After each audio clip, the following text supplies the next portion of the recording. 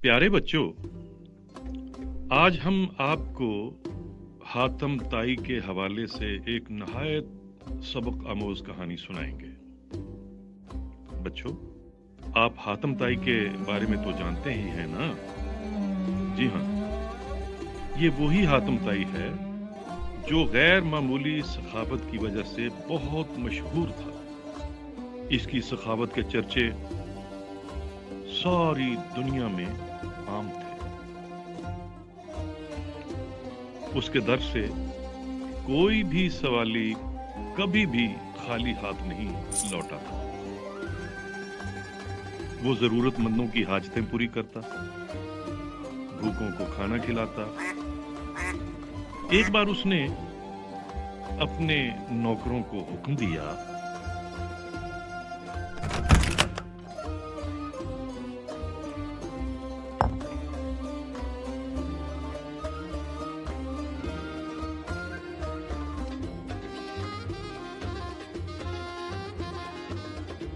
خادم خاص،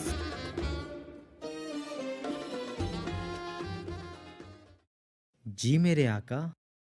یہ دنیا مجھے سخی کہتی ہے۔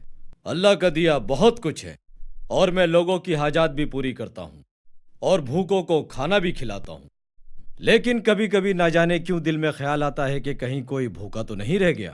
میرے آقا، یہ خیال آپ کے دل میں کیوں آنے لگا؟ آپ تو ہر کسی کی ضرورت کا خیال رکھتے ہیں۔ جو بھی یہاں پر آتا ہے وہ جھولی بھر کر جاتا ہے۔ لیکن پھر بھی میں چاہتا ہوں کہ ایک ایسی دعوت کروں جس میں ہر واقف ناواقف کو آنے کی اجازت ہو، لہٰذا تم ایسے ہی کرو اور 40 اونٹ ذبح کر کے دعوت کا اہتمام کیا جائے۔ جو حکم میرے آقا۔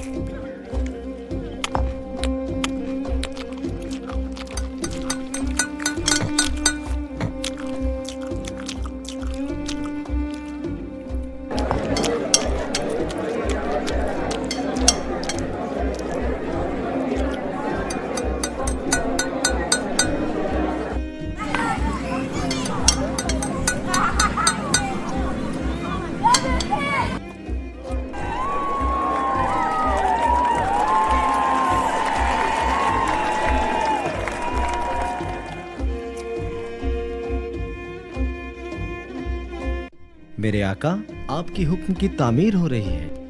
شاباش! کوئی شخص رہ تو نہیں گیا؟ نہیں میرے آقا، سارا شہر آیا ہوا ہے۔ بہت اچھے، دعوت جاری رہے۔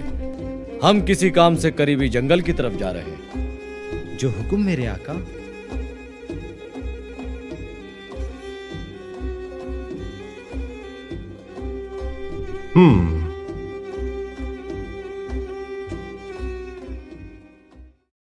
اے بابا جی، حاتم تائی نے تو سارے شہر کی دعوت کر رکھی ہے، تو آپ یہاں کیا کر رہے ہیں؟ دعوت میں کیوں نہیں گئے؟ ارے میاں، جو خود کما کر کھا سکتا ہے وہ حاتم تائی کا محتاج کیوں ہو؟